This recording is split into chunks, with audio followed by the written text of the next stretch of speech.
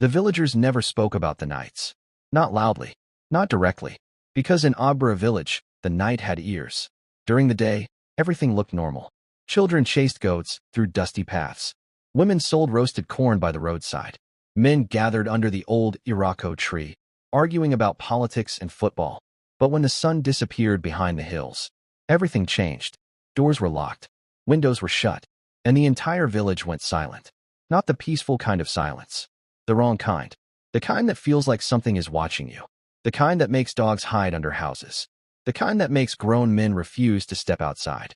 Because in Ogbara village, people disappear at night. No one knows exactly when it started. Some say it began many years ago when a group of hunters entered the forbidden forest and never returned.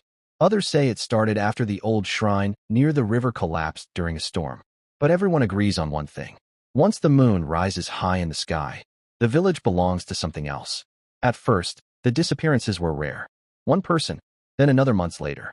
A farmer who stepped outside to relieve himself. A young woman who went to fetch water late in the evening. An old man who insisted he was not afraid of village nonsense. They were never seen again.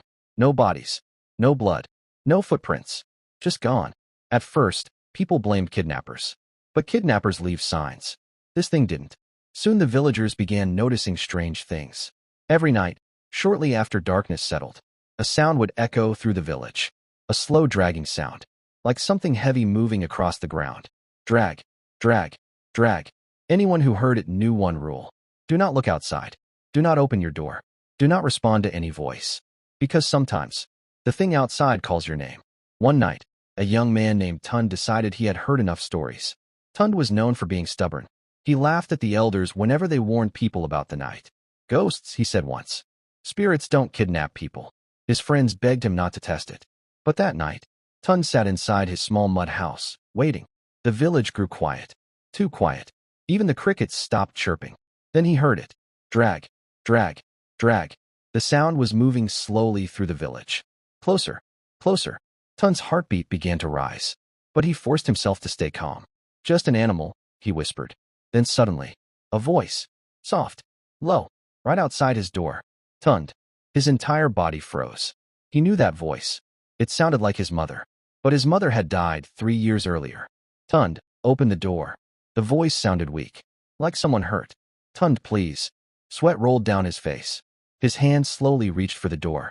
Then he remembered the warning. Never answer the voice. The dragging sound stopped. Right in front of his house. Silence. Then something scratched the door. Slowly. Like long nails scraping wood. The voice spoke again. But this time, it wasn't his mother's voice anymore. It sounded deeper. Wrong. Tuwanda. Something heavy slammed against the door. Tund stumbled backwards. The door began to shake violently. Boom, boom, boom. Then suddenly, everything stopped. Silence returned. Tund stayed awake the entire night. When morning finally arrived, he slowly opened the door. Outside, the ground was covered in deep marks. Like something massive had been dragged through the village. And beside his door, there were footprints. Huge, long, not human.